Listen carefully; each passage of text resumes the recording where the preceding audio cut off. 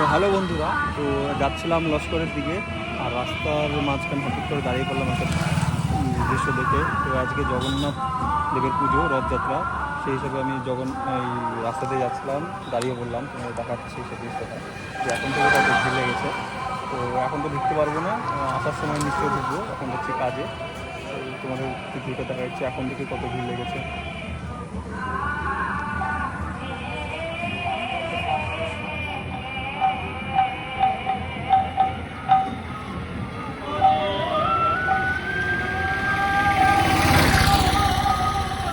এই সেই রাধাকুণ্ড মন্দির, এখন থেকে কত ভক্তের আগমন।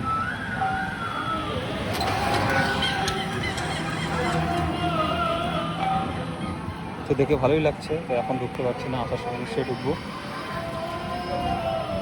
কেমন লাগলো ভিডিওটি অবশ্যই জানাবে কমেন্টে, আর লাইক করে দেবে। টাটা।